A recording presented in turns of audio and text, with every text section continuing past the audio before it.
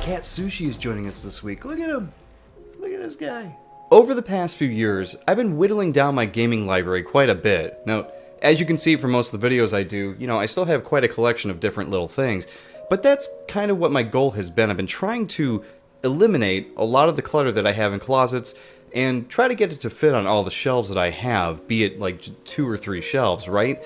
It's a tough thing to do when you collect video games. But that's what I've been doing, and recently the system that I decided to clean up was my PlayStation 3 collection. Now, I had quite a few still wrapped games that I knew I was just never going to get to, and I had a lot of games from my PS Plus account that I just never touched that were just sitting on my PS3, and one of those games had been ignored for years, and that is Rain. And I decided to boot it up and check it out.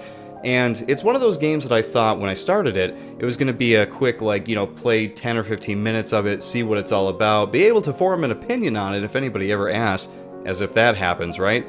And then, delete it from my PS3. But what ended up happening was I enjoyed the game. I am really happy and pleasantly surprised with what I played. Rain was developed by Sony Interactive Entertainment Japan Studio exclusively for the PS3. In Rain, you play as a boy who's appeared in a new place, a strangely familiar city during a rainstorm, and he doesn't know how he got there. The city looks very familiar, yet different somehow. Almost as soon as he's arrived here, he learns that he's not alone. There's a girl who seems to be the same age as him and in the same predicament. How did they get there? Before they can figure it out, they find that they're being pursued by a creature just referred to as the Unknown. This creature bashes through boxes and gates and will do anything to get its hands on the 2 children. With a creature named the Unknown, who can say what its motivations are or what it actually wants, but it's probably safe to say that it's not going to be good. So the boy and girl run from it, encountering all kinds of obstacles and creatures made of shadow along the way. And that's what you do through all 8 chapters of this game. Try to run and hide from the Unknown. Now, the idea of this game may sound really basic, and it is. You're running for your so-called lives throughout the entirety of the game. However, you're constantly puzzle solving along the way too. That's the catch. This isn't really difficult puzzle solving, it's pretty casual. You'll push objects, hide in lockers, and use the lingering shadow creatures around you to your advantage. The best parts of the game's puzzles are tied to some spoilers, so I can't elaborate too much on that. But trust me when I say that the puzzles do get very creative and fun to figure out. With the few actions the boy has at his disposal, like pushing boxes, jumping, and that sort of thing, there's actually a good variety of things you'll do in Rain, and surprisingly, in a game about running from something, the developers were really able to keep up the pace here. Which works out perfectly because in a game where the primary focus is running away from something, the action really shouldn't be slowed down too much. No matter what the puzzle is, it always feels like you're just moments away from the Unknown finding you.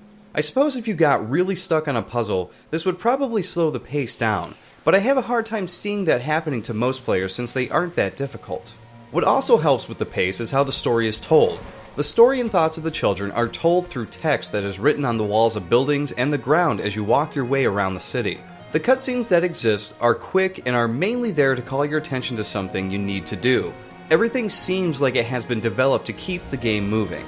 Once you reach the end of Rain, it definitely feels earned after everything you've been through, and you're treated to a completely different and colorful art style for the ending cinematic, which is welcomed after a long, dreary night. If you hadn't guessed what was going on by the time you finished the game, this ending also explains the situation of the boy and girl, so if you're hanging on to the story, you'll be glad to know that you get some explanation. Now, this is a bite-sized game where I think it might have taken me around 3 hours to finish. The gameplay really lends itself well to the theme because of this. The time you're playing it just flies by. There is some replay value though, wherein when you finish the game, you can actually play it again to find memories scattered throughout the world, and the challenge is to grab all of these without getting grabbed by the Unknown in the process. I found Rain to be a very pleasant game that's about very dark things. It's a good adventure game that has a mysterious and enjoyable story and a nice variety of environment puzzles added in. You can still purchase Rain on PSN for the PlayStation 3. While it's great that it's still available to play, it's unfortunate that it's only available on the PS3. Unless it's re-released on PS4 or comes out someday on PC, don't hold your breath, Rain has the potential to be lost in the shuffle from console to console in the passing of time. I suggest you don't let that happen. Get yourself a copy of Rain and play through it. I think you'll enjoy it.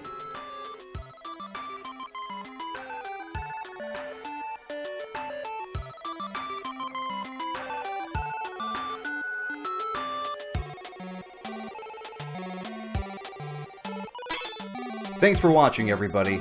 Don't forget to check out some of the other GGRC episodes, and if you're feeling a little retro, why not jump into the Quake grave, where you can watch me play through a lot of different custom maps in Quake. Enjoy!